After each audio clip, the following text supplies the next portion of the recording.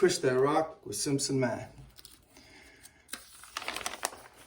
We know the give birth to the mother, which says that if you take the derivative of e to the x, you just get the mother back out, e to the x, okay?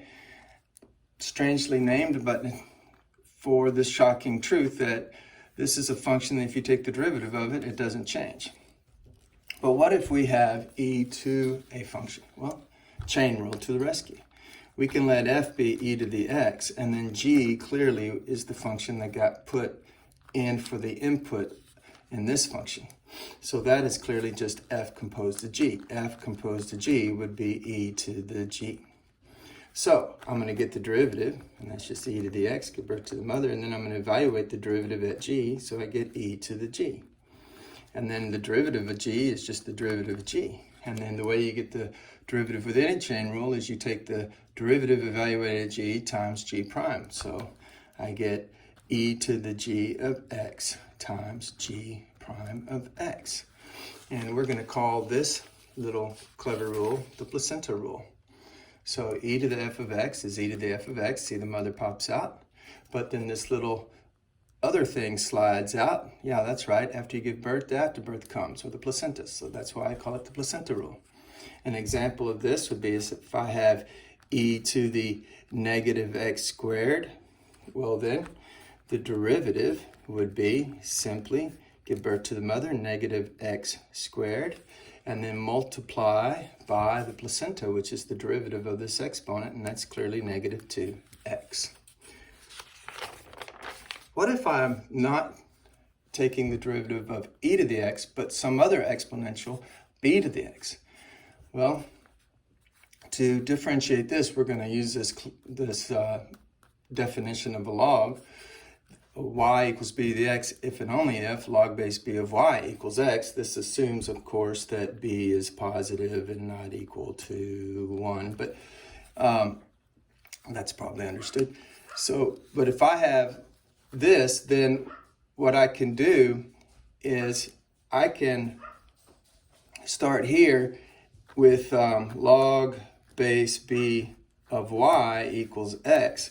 And I can rewrite this using our cupcake theorem, or what the textbooks call it boringly, the change of base property. And the cupcake theorem or property says that you can rewrite any log as a ratio of logs. That makes sense. I can write it as a ratio of logs, just like you can write any number as a ratio of numbers. Well, any rational number is a ratio of integers.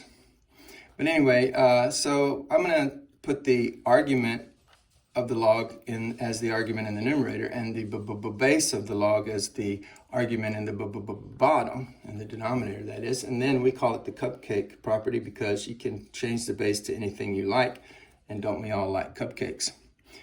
But the flavor of cupcake that we want in this problem is the natural log of y over the natural log of b. So we changed it to base e, in other words. The natural log is base e. What does that allow us to do? Well, I'm going to multiply both sides by the natural log of the base. So I get the natural log of y equals the natural log of b times x. Now, don't get confused. This is just a number. The natural log of some number is a number. So what I have right there, that right there is a function that's mx. And the derivative of that would just be m, right? All right? If you take the derivative of a linear function, you just get the slope. So now what I'm going to do is I'm going to implicitly differentiate right here, and I'm going to not implicitly differentiate. I'm not going to do that yet. We're just studying chain rule right now. I don't know why I said that. Sorry. What we're going to do is rewrite this using the definition. So we have the base now is e raised to this up here, the natural log of b times x, and it's equal to y. Aha! So what did we just find out? We found out we can rewrite this function here. See this function? It can be rewritten. It can be rewritten with e as the base. Look at that. Isn't that great? Now, what does that mean? Well, that means we can differentiate this and come up with a rule for differentiating this. All right? So we want to differentiate this. Well, that means we're trying to find dy dx in this situation. But we can rewrite that as e to the natural log of the base times x. So if you have 2 to the x, you can equivalently write it e to the natural log of 2 times x. These are the same function. We just showed that.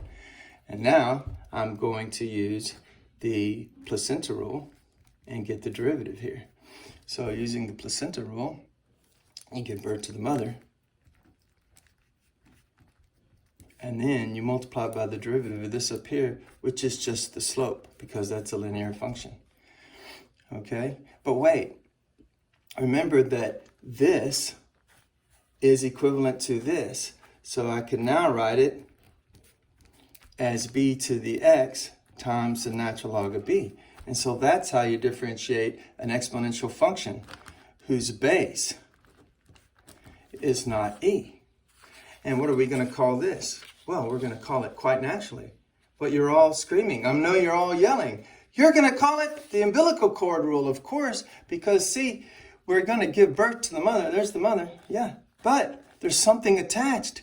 What's attached? The natural log of b is naturally the umbilical cord of course. Math made simple. It's Simpson math.